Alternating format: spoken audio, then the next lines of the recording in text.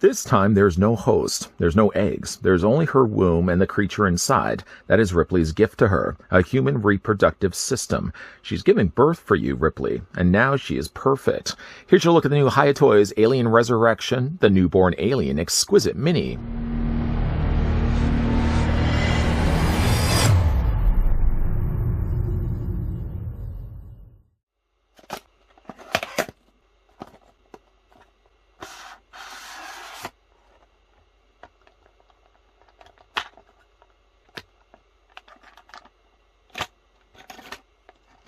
Exquisite Mini is a new standard settings series for 1/18th scale, featuring super articulation action figures under Hiya Toys. I really hope we're not invited to the baby shower. I have no idea what I would get it. Before we get a closer look at the new Alien Resurrection Newborn Alien Exquisite Mini, I'd like to thank the folks over at Hiya Toys that did take the time and provide the sample that we're about to have a look at. One thing you may notice at this part of the review is the fact I've still included the display stand. Newborn Alien is a figure I must insist you use a display stand for, as it has very small feet and very top heavy. I'm going to talk more about that in a second. I am not going to include it though when it comes to measuring it. I'm going to measure starting at only its feet. Taking it right to the very top of the head, the Newborn Alien is 5 inches in height, or it's going to be about roughly 12 centimeters tall.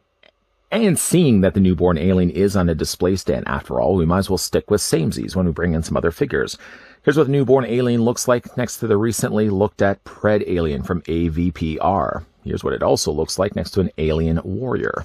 And still, while they are on display stand, at least you can see for yourself that's a pretty big boy. It's taller than a Pred Alien and quite a lot taller than a standard Alien Warrior.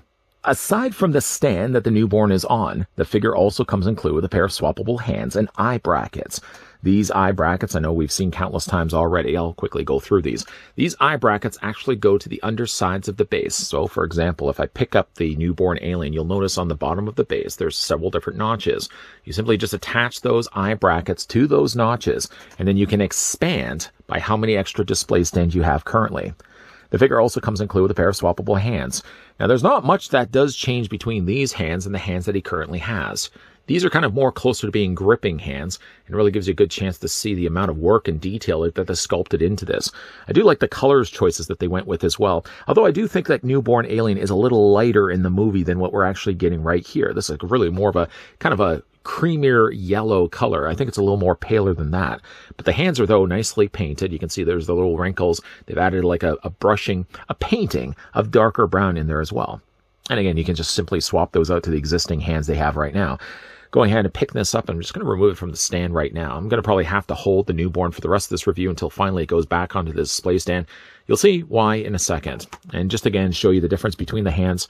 See, the hands right now are kind of more just a relaxed pair of hands. These hands are slightly more gestured.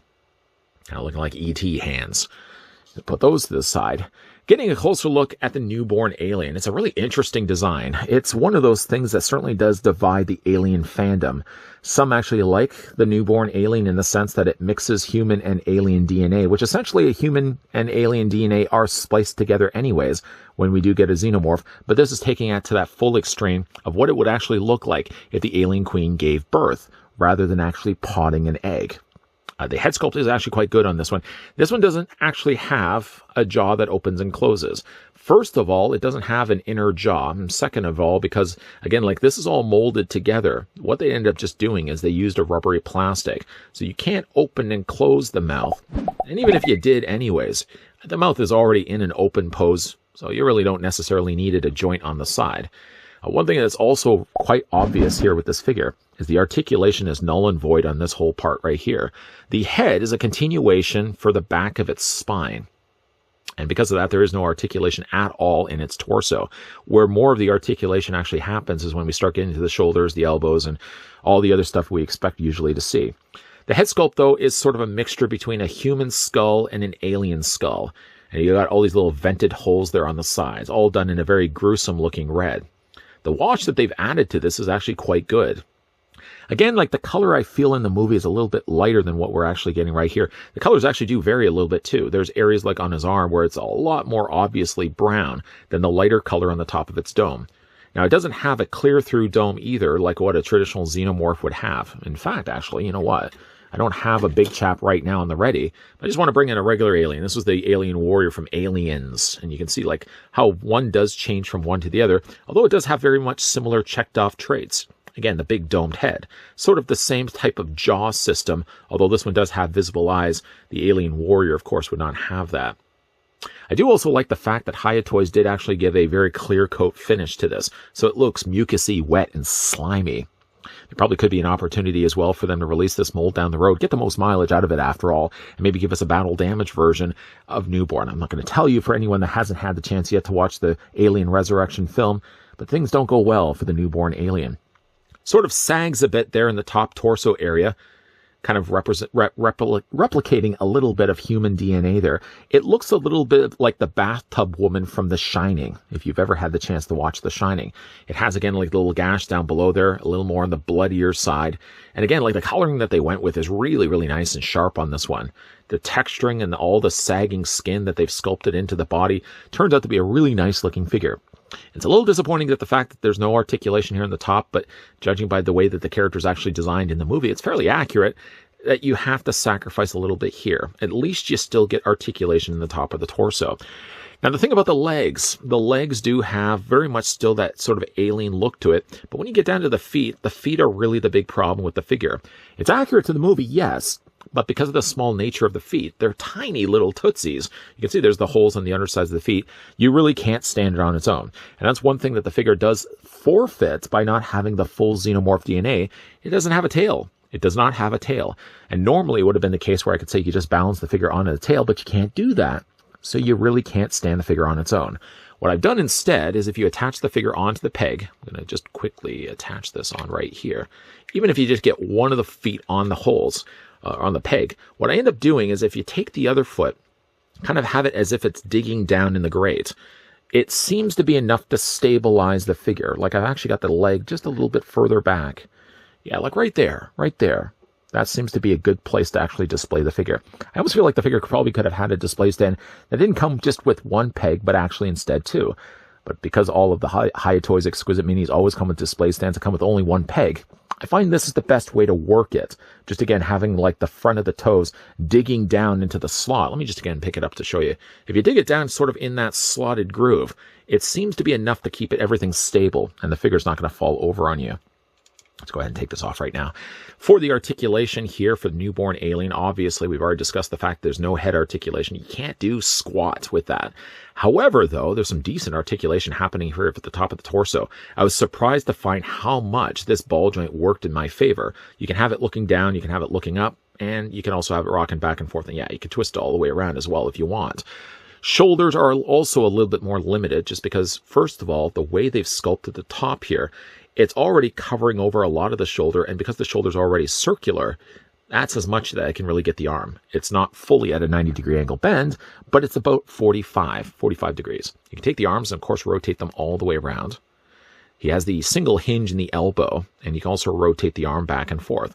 The hands also, as well, rotate all the way around, and you can also hinge those also back and forth. The colors of the hands are slightly off from the rest of the forearm. Maybe one thing I would say that I wish they could have done a little more of a closer job painting the hand to match it so it's a continuation of the color that they use for the forearm. Now, again, whether that's movie accurate or not, just from an aesthetic standpoint, I kind of wish like the color could have been a continuation all the way down to the hand.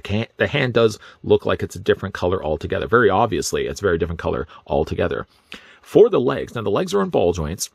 You can split the legs out only by this far. I mean, you can obviously bring them in also as well. You can take the legs and move them forward and back. The figure is a little more on the fragile side for the obvious reasons. The figure does also have a double hinge on the knee. Now, when we get down to the bottom of the ankles, like the ankle area, there is a very visible joint. You can see it right there, but the joint doesn't do much of anything. I mean, you can more rotate it back and forth this way, but hinging it up and down, like I said, it's almost null and void. And then there's also a little hinge there on the foot, and you can also twist it back and forth this way. Whether you like the design of the newborn or not, I do think to the credit of the movie makers that actually came up with the idea, it's something we certainly have not seen before. For all the times they've redesigned the xenomorph, this is the first time we actually have like a human xenomorph hybrid. It actually makes for a really interesting, scary looking effect. I kind of felt sorry really for this creature also in the movie, whether the movie was actually good or not, and it translates extremely well here as a figure. My only real problem with the figure chalks more up to the idea of the way the character's designed in the movie. It's very lean, it's very limber, it's very lanky. And when you got small little feet like that, it's really hard for a figure like this to balance. Well, it can't even balance at all because it doesn't have the tail like an alien would normally have had. This is one that you definitely have to use a display stand for. And because it doesn't have the pegs on two sides of the stand, really the best way to do this, I find again, is just to dig those feet, dig those front little spiked toenails into the floor grating. And that seems to be just enough to keep the figure from falling over. Even though I would tell you Alien Resurrection is the worst of the Alien quadrilogy, I know some would say Alien 3 tops that, but Alien 3 does benefit from having that sort of dark moodiness that the original 70s Alien had. While Alien Resurrection is kind of more closer in line with Aliens, it lacks the charm and I think the character development that Aliens had. It was too touched by Hollywood, in my personal opinion. And yet, there were things at least about Alien Resurrection that I did actually like. The idea that aliens would be brought back to life, sort of brought back from extinction by a clone of Ellen Ripley, so they could extract the alien queen chestburster. I thought that was a clever touch. And by also doing that and splicing the DNA together inadvertently, we got ourselves an alien queen that for the first time actually went into labor and produced the newborn alien that we're looking at right here. Newborn alien again draws a lot of the lines in the middle where some fans actually like the newborn alien and other people can't stand it. I like the idea of it. I wish it was probably handled a little bit better in the movie, but sort of the idea of getting an alien xenomorph that's part human and part alien sort of bridges the gap in between. And we actually get a nice looking newborn alien here from the folks over at Hiya Toys. It replicates that sort of off-looking newborn that we get in the movie, and it has all the same limber qualities to it. It does make, though, unfortunately, for a more harder to stand figure. And that's the problem with it. The problem I still had also with the Pred Alien was because the way it's designed in the movie with a much smaller footprint meant that the figure had a more difficult time to stand. Well, Newborn Alien takes that to the next level. Because, of course, the human elements of the newborn alien loses the tail on the back of it. That was the one thing that could keep an alien figure standing. Because that's now gone, you have to rely solely on the display stand to keep the newborn from falling over. Because you only have one leg, one peg to work with. You sort of have to take the other foot and wedge it into the slot. Thank goodness it's not a smooth display stand, or you'd have a tougher time, I think, to get the newborn to stand. Because they got the little slotted stand, the little slots in the stand itself, you can actually kind of wedge the foot in there. And that seems more than enough to keep the figure from falling over. The coloring is really good on this one. Again, I like that they've added sort of a slimy, sort of clear coat finish to it. And the colors that they've added to it, while I do think it's a little too dark versus the way it looks in the movie, all come together for a really nice looking, eerily looking figure. What do you guys think of the newborn? Let me know down below in the comments section, whether this is a figure you'd be picking up for yourself or just based on this review. And once again, I'd like to thank the folks over at Hiya Toys that did provide the sample of the Alien Resurrection newborn that we could have a look at in this video.